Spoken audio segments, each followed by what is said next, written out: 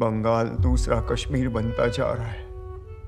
क्यों आज़ादी के 80 साल बाद भी हम उसी कम्युनल पॉलिटिक्स से लड़ रहे हैं।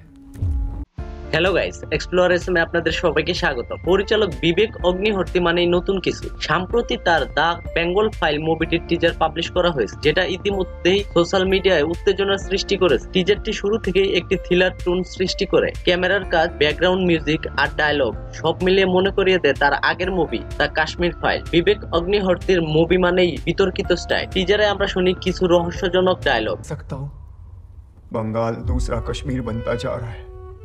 क्यों आज़ादी के 80 साल बाद भी हम उसी कम्युनल पॉलिटिक्स से लड़ रहे हैं। क्या हम आज़ाद हैं।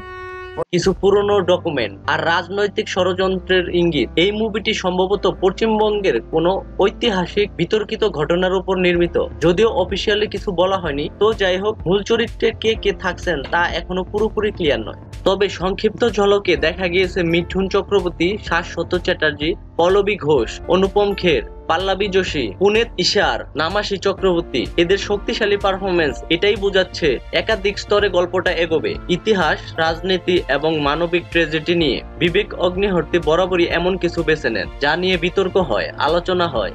সেটা দ্য কাশ্মীর ফাইলই হোক কিংবা দ্য ট্যাসকেট ফাইল, এর মতোই এই মুভিও নিশ্চয়ই নানা প্রশ্ন তুলবে, ভাবাবে আর বিতর্ক তৈরি করবে। মুভিটির শুরুতে নাম রাখার কথা ছিল দ্য দিল্লিস ফাইল, তারপরে চেঞ্জ করে দ্য বেঙ্গল ফাইল রাখা হয়েছে। এর জন্যই তো বললাম বিবেক অগ্নিহোত্রী মানেই বিতর্কিত স্টাইল, অলরেডি বিতর্ক স্টার্ট। তো যাই হোক, দ্য বেঙ্গল ফাইল নামটাই ইঙ্গিত দিচ্ছে যে এটি একটি সংবেদনশীল ঐতিহাসিক ঘটনা নিয়ে এবং এতে রাজনৈতিক রঙও লাগানো থাকবে। টিজারটি যথেষ্ট দ্রৌপদী আর শক্তিশালী এবং বিবেক অগ্নিহোত্রীর আগের কাজ দেখে বলা যায় এই মুভি নিয়েও প্রচুর আলোচনা হবে। ইতিহাস আর বাস্তবতা যেখানে মিশে যায় সেখানেই তার মুভিগুলো জায়গা করে নেয়।